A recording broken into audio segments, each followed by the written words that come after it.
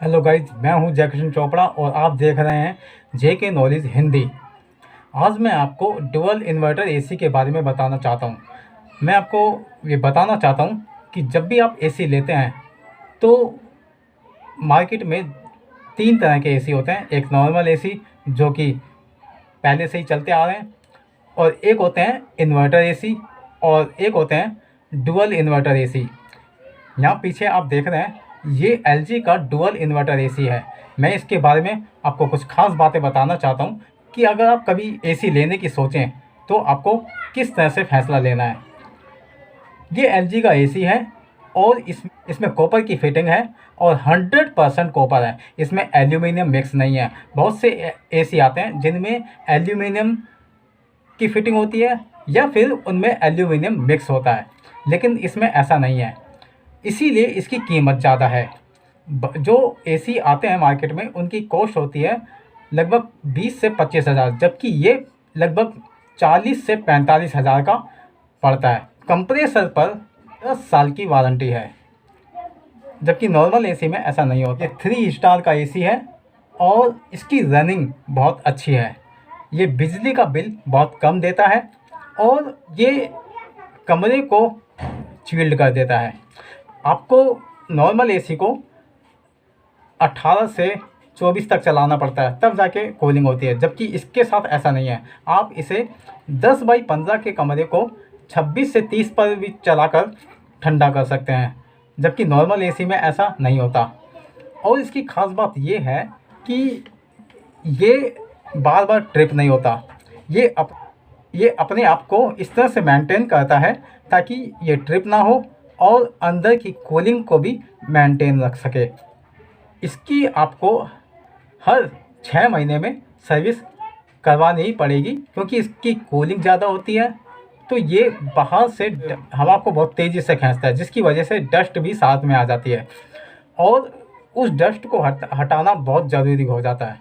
तो आप कोशिश करें 3 महीने में या फिर 6 महीने में इसकी हमेशा आप सर्विस करवाएं, क्योंकि मैं इसकी हर 6 महीने में सर्विस करवाता रहता हूं और जेट स्प्रे से इसकी सर्विस करवाता हूं। इसके अंदर बहुत ज़्यादा डस्ट निकलती है, बहुत ज़्यादा मिट्टी निकलती है, और तब ये एक बार सर्विस होने के बाद ये ज़्यादा कूलिंग करता है और बहुत अच्छे से कूलिंग करता है। किसी सर्विस करने वाले को अपने घर बुलाते हैं तो ध्यान रखें कि एसी की सर्विस अपने सामने ही करवाएं, पीछे नहीं, क्योंकि हो सकता है कि वो आपके साथ कुछ और गड़बड़ कर दे। क्योंकि मेरे साथ ऐसा हो चुका है। जब एक बार हमने एसी सर्विस करने वाले को बुलाया तो उसने हमारे एसी का फ़िल्टर चेंज कर दिया, और ऐसा ही आपके साथ भी वो कुछ कर सकते हैं। इस एसी के बाद में मैं ये बताना चाहूँगा कि ये अच्छी कूलिंग करता है। अगर आप इसे 26 से 30 पर 8 से 10 घंटे चलाएंगे तो ये आपका 800 से 1000 रुपये तक का बिल देगा, और अगर आप इसे 18 से 20 घंटे चलाते हैं तो ये 1000 रुपये से 1300 या 1500 तक का बिल देगा, लेकिन आपको 26 से 30 के बीच में ही इसको चलाना होगा। अगर आप 26 से नीचे चलाते हैं, जैसे 25, 24, 23 या फिर 18 तक अगर आप चलाते हैं तो आपका बिल ज़्यादा आ सकता है, फिर आपके लिए कोई फ़ायदा नहीं है। इस एसी को लिए हुए मुझे 4 साल हो चुके हैं, और इन 4 सालों में हमारा बिल, जब हमने इसे 18 पर चलाया तब इसका मंथली बिल आता था लगभग 4000, लेकिन जब हमने इसे 26 से 30 पर चलाया तो इसका बिल मैक्सिमम 1000 या 1500, उससे ज़्यादा कभी इसका बिल नहीं आया। हमारे घर में और भी कई सारे इक्विपमेंट हैं, जैसे टीवी है, टेबल फैन है, सीलिंग फैन है, फ्रिज है, कूलर है, वाटर पंप है, प्रेस है। तो ये सारे इक्विपमेंट कंटिन्यू ये भी चलते रहते हैं। तो मैंने जो बिल बताया इन सब को इंक्लूड करके बताया। केवल एसी का बिल 600 या 700 का पड़ेगा। इसके अंदर जो फिल्टर होते हैं वो आपको वीकली साफ़ करने होंगे, तो ये अच्छी कूलिंग देगा। अगर आप वीकली साफ़ नहीं करते हैं तो इसकी हवा ऑटोमेटिक कम होती जाएगी और कूलिंग भी कम होती जाएगी। इसलिए आप ध्यान रखें कि आपको हर हफ्ते इसके फ़िल्टर की सफाई करनी ही करनी है। अगर आप इस एसी को लेना चाहते हैं तो सबसे बेस्ट सीज़न है, आप सितंबर से जनवरी के से ले लें। ये महीने एसी को ख़रीदने के लिए सबसे बेस्ट होंगे, क्योंकि इन महीनों में त्योहारों की शुरुआत होती है और बहुत सी कंपनियां अपने पुराने स्टॉक को निकालती हैं। पुराना स्टॉक वो ख़त्म करना चाहते हैं, इसलिए ये सारी कंपनियां अपने पुराने स्टॉक को निकाल कर उसे बेचना चाहते हैं जल्दी से जल्दी, ताकि उनका पुराना स्टॉक ख़त्म हो और नए प्रोडक्शन की वो तैयारी करें।